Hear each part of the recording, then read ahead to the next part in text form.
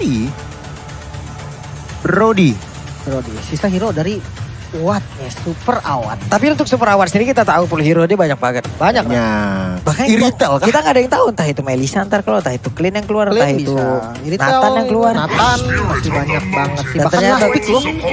Super Award last pick, wow. Dengan marksman yang sudah banyak banget dihabisin ya. Bener nih. Tapi ya balik lagi ya, Rebellion juga nggak mungkin pick ke arah marksman lagi kayaknya. Iya Jadi sih. cukup confidence juga. Cuman nih kalau dilihat-lihat ya, ini GPX bagus ngambil. Harus lihat dulu nih, karena ada potensi Kari juga bisa keluar dari awal. Ya, Kari bisa banget jadi pilihan karena dia udah punya 3 bahkan frontliner yang super strong ya. Yang bisa menjadi badannya nanti.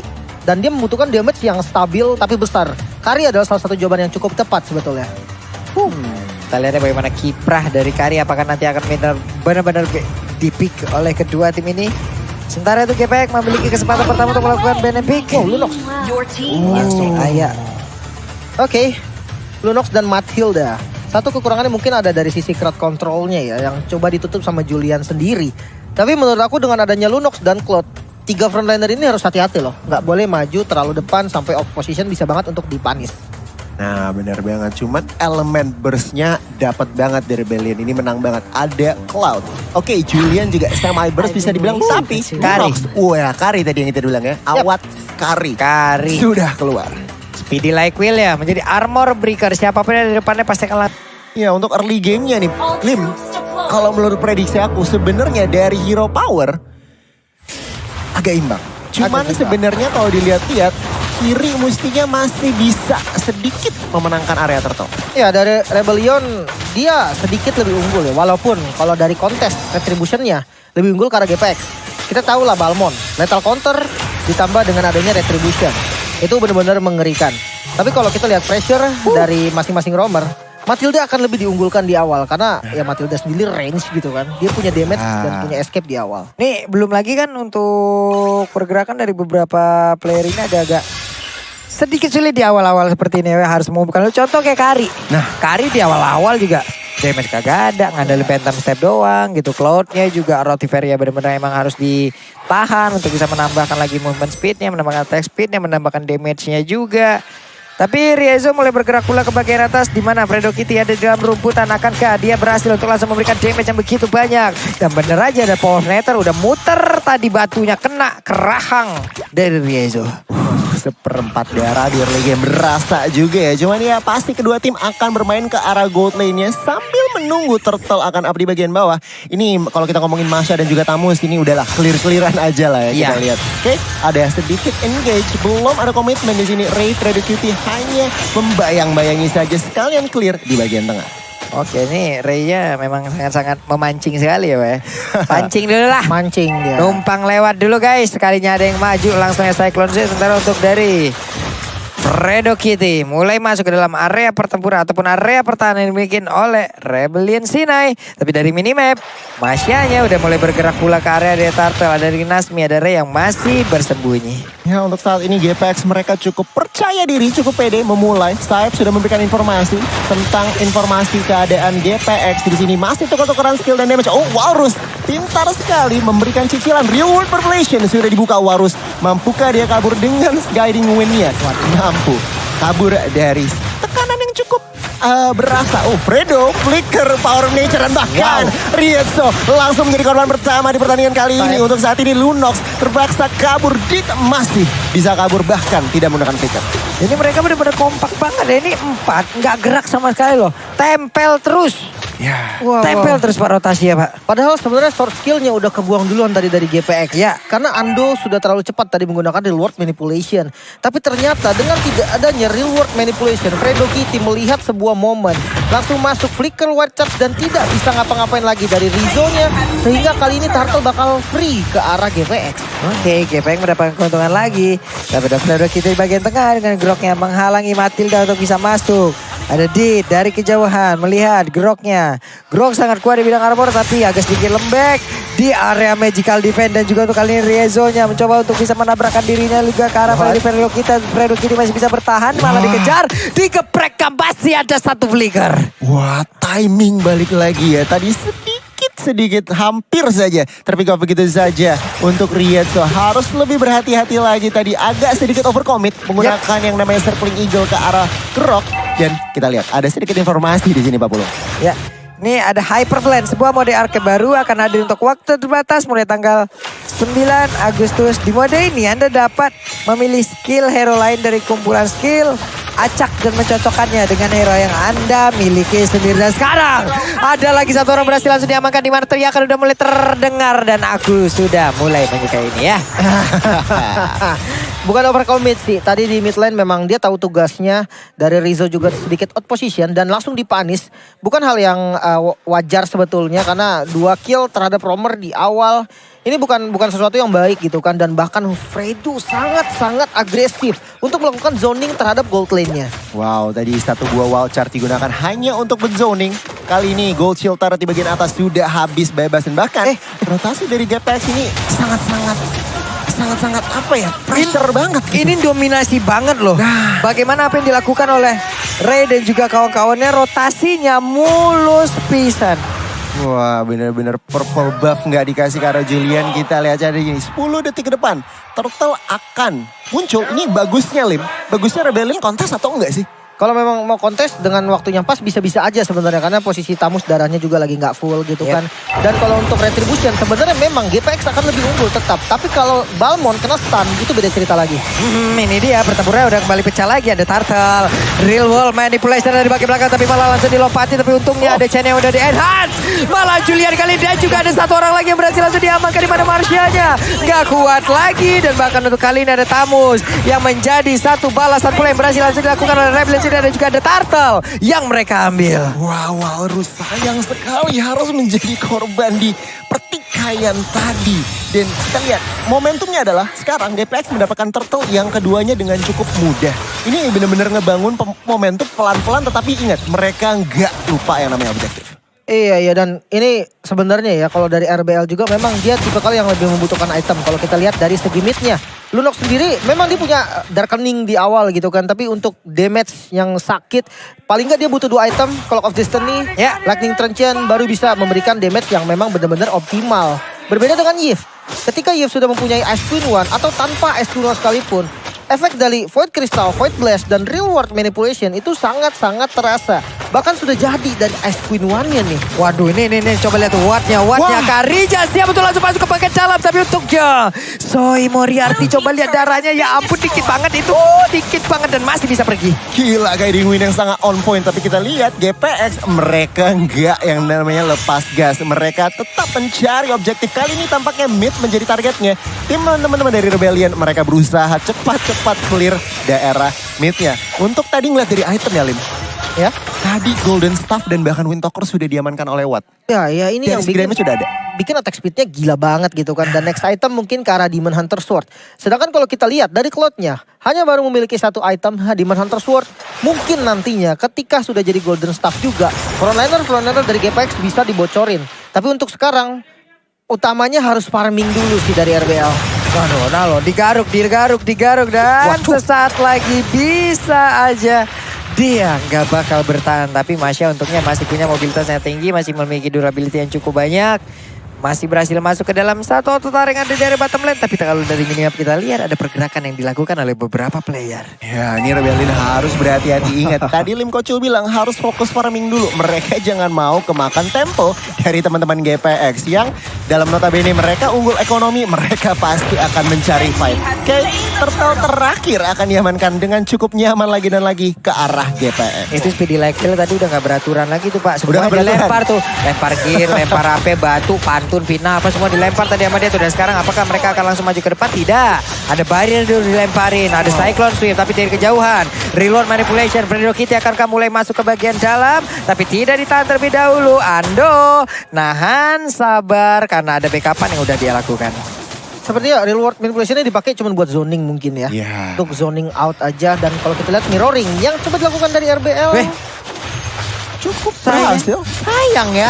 Itu barusan dia nge-chaos Aston loh. Ya, tapi jaraknya gak cukup. Benar. Kebuang loh. Memang utamanya adalah dapetin turret mungkin Pak Pulung. Jadi ya udahlah, nggak apa-apa untuk zoning out juga. Cuman yang pertanyaannya menukar satu outer turret dengan satu inner turret, apakah Nah, itu itu. worth? Itu lagi tuh semakin ciut lagi nih gue nih. Ya kita lihat Ray dan juga Predukiti bergerak ke stun dan bahkan kita lihat little counternya belum mampu menumbangkan seorang Rietso. Tetapi di sisi lain Watt yang gak peduli, dia mau orange buff. Dan ini GPX bener-bener apa ya? Dia bener-bener jelas Mendominasi mereka parah. mau ngapain mendominasi judulnya. Dan yang aku suka apa? Tamusnya Rinasni masih respect. Tetap bikin Athena Shield. Iya, Athena Shield menjadi item defense utamanya. Iya. Dengan tadi sudah membuat ke arah Corrosion Sight juga. Adanya efek slow sebenarnya oke banget untuk ngelawan hero-hero tanky. Seperti Masya yang digunakan oleh Saeb gitu kan. Tapi ya kalau misalkan dia bikin Athena, memang magical damage dari teman-teman RBL ini cukup tinggi ya. Adanya Lunok dan Julian ini yang membuat Aduh. Rinasmi harus bikin Athena. Coba lihat tuh nyeri banget. Basic attack yang diberikan oleh White itu basic attack, phantom step, basic attack, phantom step. Cuma nyerinya loh Pak. Udah 2 lapis sendiri loh ke Masya. Sakit banget. Dan sebenarnya kalau kita ngomongin Watt ini benar-benar free farm aja dia Yap. dari awal. Masih meskipun statistik ya masih kosong-kosong dalam tanda kutip belum berkontribusi. Tapi kita lihat aja nih dalam 2 menit ke depan dia bisa ngamuk. Bisa aja. Bisa aja. Dari point kill pun belum bergerak-gerak ya dari tadi ya. Iya masih farming, fokus farming, Masih masih damage fokus farming, aja. colek dikit, fokus farming lagi. Dan mereka sepertinya akan memancing kehadiran pemain-pemain dari Sinai untuk bisa masuk ke dalam area dari luar. Tapi tidak karena kosong melompong. Nah, ini benar-benar netral objektif ya dari Turtle bahkan Lord pertama ini GPX gak ada kontes, gak ada konteks sama Aman. sekali. Iya, unggul banget dari segi objektif netralnya. Tapi kalau kita lihat pressure juga dapat karena Rizzo sekarang udah low banget darahnya. Dia bahkan kena poke damage aja udah bisa ditumbangin. Bayangkan ketika di situ langsung di finish sama Balmon yang dipakai sama Ray. Satu keunggulan lagi dapat Lord, hilang satu susah banget pasti defense-nya. Yap. Dan Watt berhasil sepertinya untuk bisa mendapatkan langsung ke arah sebab kedua Predokiti memutar di bagian belakang. Memaksa mundur dari beberapa player ini tapi dari Predokiti belum mau menyerah. Muter-muter aja di situ, nempel ke dinding, ada Bari dikeluarkan, Riezo Solbum dan satu lagi Inner Terror berhasil mereka rubuhkan. Nah ini Fredo lagi nunggu momentum aja Pak. Ini lihat flickernya masih on point. Oke Lord marching ke arah atas 50. Yap.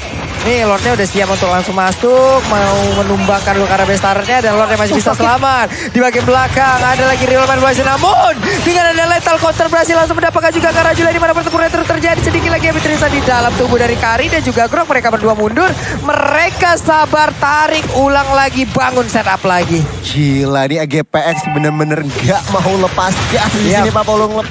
Dia udah dapetin base turret, mereka mencoba cari celah ya, pengen nge-end tadi. Iya. Cuman defense yang cukup baik, lihat itemnya Lincoln. Tapi aku suka dari Moriarty sih. Dia benar-benar bagus banget. Dia tahu timing dia kapan harus masuk. Bermodalkan Demon Hunter Sword dan Golden Staff. Dia coba mengacak-acak tadi posisi bahkan. Kita melihat dari Watt yang terpaksa harus menggunakan Wind of Nature-nya. Di item keempat demi respect ke arah Cloud-nya. Sementara kalau kita lihat defensive item dari Balmon Ray. Dia sudah mengarah ke arah Guardian Helmet akan lebih tanky lagi dan lebih optimal lagi ketika ada di front liner-nya. Wah bener-bener gak perlu balik ini namanya. Oke, kita lihat GPX masih dengan permainan menekannya kali ini. Ya mereka sudah mendapatkan base turret di bagian atas. Tapi mereka juga tidak mau gegabah di sini. Yep. Nih coba lihat tuh Rinasmi ya masih nungguin di dalam. Dibiarin Ray-nya. Lalu untuk Saeb coba untuk langsung keluar dari dalam kandang. Ternyata tidak bisa kan langsung ditahan. Coba dia di bagian belakang ada Raizo yang langsung menabrak juga dengan satu segel. Tapi dirinya bisa aja langsung terjebak di antara pemain yang dimiliki oleh GPX dan langsung dikeprek begitu aja. Penyet sudah tubuhnya. Predokiti masih sempat pergi. 1-0 kali ini GPX masih menang orang dan bahkan tanpa Lord. Hanya bermodalkan orang dan juga minion. Mereka berhasil menghancurkan base turret di bagian tengah dan juga bagian bawah. Ini menunjukkan betapa kalkulasi dan decision making yang dilakukan oleh GPX masih sangat on point. Iya, aku suka reward manipulation Ando sih tadi. Itu timingnya pas banget untuk dapatin satu base turret dan mereka semua masuk di momen yang sangat-sangat pas. Sementara kalau kita lihat tadi circling eagle dari Rizzo itu dipakai untuk ke-cancel reward doang. Tapi sayangnya ketika sudah ke-cancel, jalan keluarnya sudah mulai ditutup dan bisa dipanis. Itu dia purple buff ya kembali lagi diambil. Berarti untuk Soy Moriarty harus lagi mengumpulkan stack demi stacknya. Ia berhasil untuk mendapatkan dari Arnold Viveri-nya. Cuman di dalam rumputan sepertinya akan ada beberapa player yang begitu ramai. Apabila Walrus salah masuk jalan. Ini GPX mereka tampaknya mendapatkan sedikit tekanan dari Rebellion melihat ya Lord yang sudah di-enhance sudah hadir. Rebellion mereka juga tidak mau terlalu overcommit. Mereka tidak mau yang namanya terlalu gambling. tampaknya mereka tidak memaksakan kehendak. Kita lihat saja GPX masih dengan pressure Lord keduanya. Beda. Sebelumnya sendirian lo bisakah dia bertahan? Karena untuk kali ini dari luar langsung dikeluarkan kembali. Masih hanya berusaha untuk kabur dari tersebut. Ada lagi Winter Tension. Tapi Wan mengejar juga. Ada Phantom Time sakit banget. Meledak sudah tubuhnya dilemparin gear sebanyak itu. Wah 2-0 kali ini harus berhati-hati. Soy Mirarti, kamu mau kemana? 3 member sedang mengencar ke arah seorang Cloud. Tapi lihat, gak di-comment juga ya. Mereka ngeliat oke, nggak masalah. Soy Mirarti sendiri nggak boleh pulang. Tapi mereka ingin menghancurkan base Rebellion. Wah, ini masanya bisakah dia bertahan karena dia hanya seorang diri. Belum lagi untuk Wanda dari kejauhan dia punya jarak. Dia hanya bisa melemparkan damage demi damage dan menghancurkan pula karena Masya. Wave Minion akan menjadi penyelamat selanjutnya untuk Rebellion. Well, masih bisa di defense ternyata ya. Dan ya kalau kita melihat nih defense-nya cukup bagus. Akhirnya Cloud-nya dilepas, bisa pulang. Dan dengan Saeb yang mengorbankan dirinya untuk melakukan defense, akhirnya Rebellion masih bisa memperpanjang lagi nafasnya. Circling Eagle masuk. Eagle? Itu berani banget loh. Itu 2 orang dan sekarang mereka terjebak. Tapi sepertinya hasilnya cukup baik. Dimana sekarang Yip-nya langsung ditumbangkan begitu saja. Dan juga Rinasmi dengan satu immortal di dalam tubuhnya. Immortal pecah tapi ditabrak dengan Wild Charge. Dan juga udah ada Inferno malah membalikan keadaan. Cloud-nya gak kuat lagi mendapatkan damage dikeluarkan. Dan Monster Kill berhasil diambil. Tapi tabusnya pun mendapatkan sebuah balasan yang setimpal. Wow, Walrus kali ini 1 melawan 2 tidak mau terlalu gabah. Tapi Ray, dia masih mau lebih berusaha memberikan damage. What? Masuk langsung ke dalam Walrus. Dengan sidestep-nya masih mampu. Tetapi 3 member Rebellion harus tersungkur. Aduh, itu kalau kita zoom nih ya. Ngelihat baju belakang bagian Julian itu. Aduh bang, sobek kagak tahu gimana itu. Udah compang camping itu Pak nampaknya. Dan Lord kali ini free ya. Untuk teman-teman dari GPX. Mungkin sinergi dari Rinasmi barusan dengan adanya Fredo juga yang support. Karena mereka juga udah kompak banget. Dan akhirnya mereka bisa melakukan outplay. Walaupun akhirnya Rinasmi memang harus tumbang. Sementara kalau kita lihat dari itemnya. Watt sangat-sangat berani bermain dengan full offense ya. Adanya Wind of Nature mungkin menjadi salah satu defensive item juga ditambah dengan Bloodlust X untuk ngisi darahnya. Dia punya Demon Hunter Sword juga. Sementara kalau kita lihat dari Cloud-nya Stay Moriarty, 1 Malefic Roar ini mungkin menjadi jawaban juga bagi 3 frontliner nih yang dimiliki sama teman-teman GPX. Tapi jangan lupakan sosok dari Juliannya Walrus. Berkali-kali dengan Winter Truncheon sempat untuk buying time dan membuat momentum jadi lebih baik untuk Rebellion. Yap. Lordnya tapi di bagian belakang ada Ceneda. Sudah berhasil langsung mendapatkan juga karena Yip. Ada sebuah serangan shock terapi. Berhasil mendapatkan semuanya yang begitu baik. Hanya saja untuk kali ini. Dia berhasil balik dengan ada 1 Phantom Man. Dan juga Ray. Malah terkapar di situ. Bisakah dia lari. Tapi untungnya selamat. Wow, 1 member yaitu Ando. Sayang sekali permainan luar biasa diperlihatkan oleh seorang Saeb tadi. Dia ngincer. Dia nunggu. Dia lihat timing. Andonya kaget di take down. Dan ya beberapa pemain GPX tadi mortalnya harus pecah. Benar. Dan berhasil Lordnya diamankan. Kaget ngelihat tadi tahu-tahu Andonya kena serang sama Julian gitu loh. Iya, Bas dari Walrusnya bagus banget dan dia sabar juga. Wah, ini cycling Eagle nabraknya ke bagian depan. Tapi Grok seperti yang gak bakal bisa bertahan lagi. Hancur sudah tubuhnya. Sedikit tadi salah kalkulasi, tampaknya kurang informasi. Ternyata rame juga Pak di situ pemain-pemain Rebellion. Dia harus hilang. Ingat, Fredo belum ada flicker dan untuk sampai saat ini nih Lim, Rebellion masih bertahan. 2 Lord sudah di defend. Dan ya semakin punya item Rebellion akan semakin keluar. Yang kita tahu Masya. Oke, Kari bisa ngebocorin tanker-tanker yang dimiliki sama Rebellion. Tapi jangan salah, Masya punya 3 bar HP. Dan Masya ini punya damage. Masyanya bisa banget untuk ngelawan balik. Jadi harus sedikit hati-hati juga. Jangan sampai terlena dengan gameplay yang tadi sangat-sangat agresif di awal. Late game cukup strong dari Rebellion. Dia punya Lunox, magical power yang bakal cukup banget untuk ngebocorin 3 frontlinernya ini. Dan Ando harus lebih menjaga posisi. Karena Walrus sendiri, dia mempunyai bus untuk trapping yang sangat-sangat baik. Karena tadi defense slot kedua, itu gara-gara Walrus. Semua gara-gara bus Walrus yang sangat-sangat baik. Sementara kalau kita lihat dari itemnya nih. Lunox udah ke arah Genius One, otomatis magical defense dari teman-teman GPX pasti bisa bocor. Sementara kalau kita lihat dari Matilda juga udah mulai tanky. Karena dia udah ada dominance dan immortal menjadi item ketiganya. Aduh sakit banget itu. Ih, langsung menghilang. Buset, Sakit, kan? Thunderclap-nya ya ampun sekalinya ke belakang. Ditabrak sama Wild Charge. Masih bisa bertahan. Ini bahaya dari Thunderclap. Di saat dia udah menggaruk, darah kita hilang dan kita linglung, Mbak. Kaget. Ada linglung sesaat itu Agak yang membuat gitu ya. what? Apa ini? Apa yang terjadi? Dan bahkan saya masih selamat. Ingat, dia masih punya immortal juga. Jadi Iya. masih sangat sustainable dia untuk melakukan play-play seperti tadi gitu ya. Dan GPX kali ini mereka tidak bisa terlalu leluasa di sini, Lim Koco. Benar banget, karena Lord sekarang udah mulai set up. Dan what? Wow, what? Itu di belakang. Waduh. What? Apa yang terjadi di area tersebut? Seorang diri berada sangat-sangat jauh offside parah hingga mengakibatkan rekan-rekannya berempat harus Udah, mundur Rasmi. sedikit. Dan sekarang untuk kali ini Walrusnya langsung aja mendapatkan sebuah tekanan yang begitu berarti di mana Walrusnya terbakar dengan adanya efek dari Winter. Glowing Wandi aja langsung dikeprek begitu saja. Penyet sudah, tapi dia yang berbeda. What? Wandi dengan WW udah langsung diaktifkan, langsung ditabrak dengan satu wild charge-nya. Bisakah bertahan dari Cloud-nya karena sepertinya untuk kali ini dia masih bisa berpindah tepat dengan satu meter mirror image. Dipanggil lagi dengan satu guiding wind, masih selamat dua orang ini. 2 tuker 2 tadi pada akhirnya. Tetapi kita lihat Walrus harus masih hilang 30 detik. Akankah teman-teman dari GPX maksa? Sebaiknya paling wise belum maksa sih. Mereka harus benerin lane-nya dahulu. Cuman untuk saat ini benar-benar Rebellion melakukan comeback. Ini yang seperti kita bilang Rebellion. Lihat Kalau timnya kok ya. bertemu ini tim dia Nah, ngeri pasti banget. surprise. Ngeri banget surprise-nya itu. Wih, Cycling Eagle-nya langsung aja menabrakkan diri What's up? ke arah dari Grok, tapi Wild Charge-nya malah bisa menyelamatkan diri dari Fredo Kitty yang mencoba untuk kabur dari tersebut, dan juga Rinasmi dengan Inferno di dalam tubuhnya, tapi ada magical damage di bagian belakang yang langsung aja menghantam masuk ke relung jiwa paling dalam. Soy Moriarty harus tumbang. Di sisi lain Rinasmi juga harus tumbang. Kita lihat Lord masih belum ada yang sentuh. Masih membayang-bayangi saja. Kita harus lihat pergerakan Ando. Waduh. Langsung hilang. Aduhnya kena lagi dong. Tapi ini pertempuran jarak dekat di UFC sepertinya. Dimana mereka berkumpul habis-habisan. Tapi coba lihat tangannya si Awan.